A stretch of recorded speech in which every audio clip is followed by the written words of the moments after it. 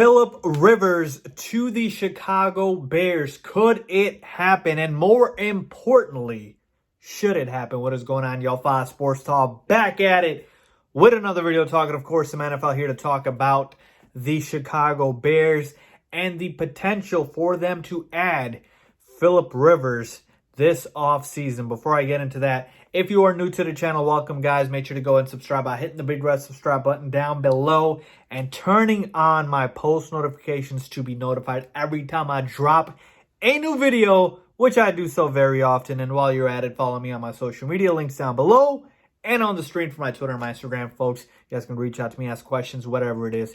I'm here for you guys. With that being said, we all know the topic. I don't want to wait any longer.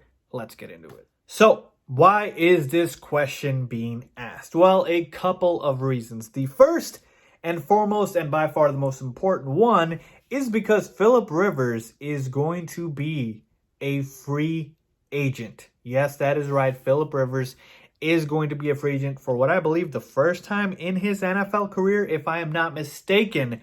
And so with him obviously leaving the Chargers, that will began the speculation for which team will be the next team that Philip Rivers plays for. And by all indications, we know he intends to continue playing and he does not want to retire, even though he is, I believe, 38 years old. And so Philip Rivers now has to obviously sign with another team, and let's see which team that is. And that is why we can bring the Bears into the conversation, because the Bears are a number on a list of a number of teams that could potentially be an option for Philip Rivers. Okay, so that is essentially the reason for the question. Now, as for could this happen? Sure, it could happen. It's a little difficult because of the fact that the Bears don't have the requisite salary cap space to sign Philip Rivers outright. Like, they would have to do a lot of maneuvering to be able to create the cap space for Philip Rivers. But if Philip Rivers decides to take a discount, or for whatever reason, he doesn't want market value and he really wants to play for the Bears, then absolutely it could happen. But now the real question, should it happen? And here's where I'm at. I'm leaning towards a no.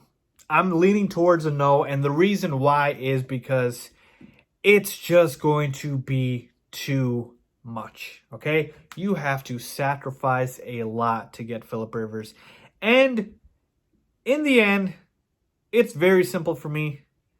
The risk outweighs the reward, okay? Now, everybody thinks Philip Rivers is a decent to solid quarterback, right? Okay?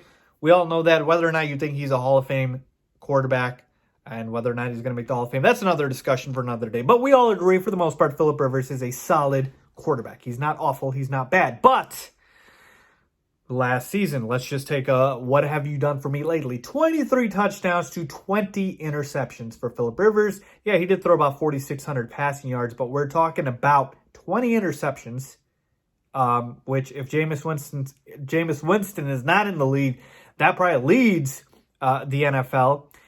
And 23 touchdowns only, which it's not a lot considering the amount of talent Philip Rivers had on his roster.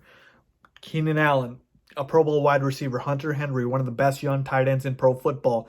You've got Melvin Gordon and Austin Ekeler, two certainly of the best duo running backs in the NFL. Melvin Gordon and Austin Ekeler, okay?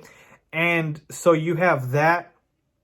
And you also have a deep threat in a guy like Mike Williams, who's no joke. And so Philip Rivers had a lot of talent, and yet they finished not just with a poor record, they finished last in the division, 5-11, not even beating out the damn Raiders, who everybody, including myself, thought were the worst team in that division. And so Philip Rivers, with all of that and a decent defense, not even a bad defense or an awful defense, I believe they were middle of the pack in the league, can't even sniff the playoffs last year, okay? And so you were taking that guy who's become a turnover-prone machine now, who has 0 to no mobility. He has 0 mobility, and he's old at 38. And we want to put him on the Bears and think that that is going to be an upgrade. And that's where I kind of draw the line and say, okay, hold on.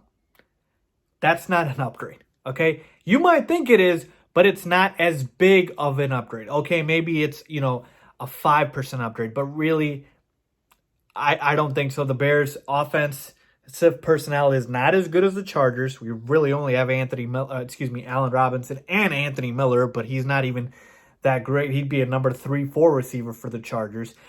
We have a rookie to a second-year running back in David Montgomery. We have no tight end. There are not many weapons on this Bears team compared to the Chargers, okay? And, yeah, our defense is better, but for the most part, Phillip Rivers at his advanced age, do you really think he can put the Bears over the top?